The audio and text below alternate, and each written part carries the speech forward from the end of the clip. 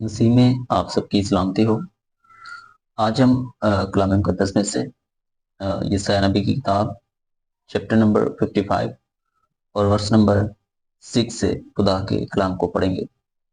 اور آج کا جو ہمارا موضوع ہے وہ یہ ہے کہ ہمیں توبہ کرنے کی ضرورت ہے، ہمیں اپنی راہوں کو چینج کرنے کی ضرورت ہے، اپنے خیالوں کو چینج کرنے کی ضرورت ہے۔ یعنی ہم سیکھیں گے کہ ہمیں اپنی زندگی کو تبدیل کرنا ہے۔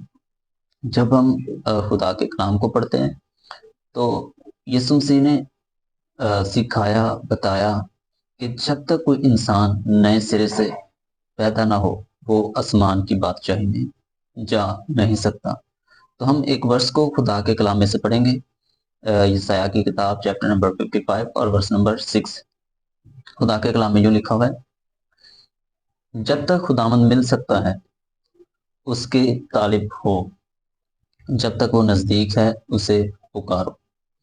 شریر اپنی راہ کو ترک کرے اور بد کردار اپنے خیالوں کو، اور وہ خداوند کی طرف پھرے اور وہ اس پر رحم کرے گا، اور ہمارے خدا کی طرف کیونکہ وہ کثرت سے معاف کرے گا۔ پاک کلام کے پڑھے اور سنے جانے پر بڑی برکت ہو، آمین۔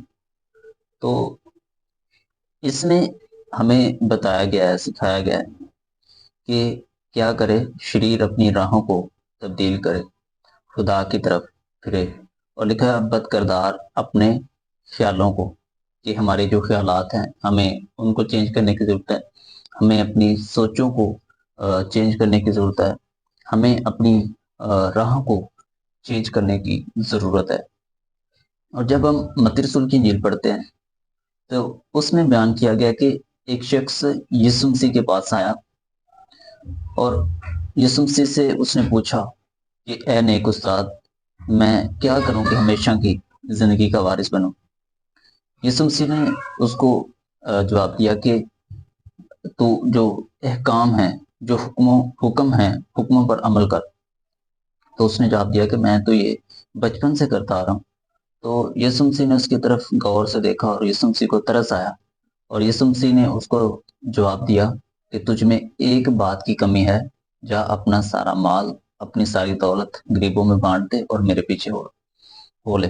تو خدا کا کلام بیان کرتا ہے کہ وہ افسردہ ہو کر واپس چلا گیا کیونکہ وہ بہت امیر تھا۔ بعض اوقات ہم جو ہیں وہ سب کچھ جان جاتے ہیں، ہمیں سب کچھ بتایا جاتا ہے، لیکن پھر بھی ہم جو ہے اپنی لائف کو، اپنی زندگی کو تبدیل کر نہیں پاتے، ہم خدا کی طرف جو ہے مکمل طور پر آ نہیں پاتے۔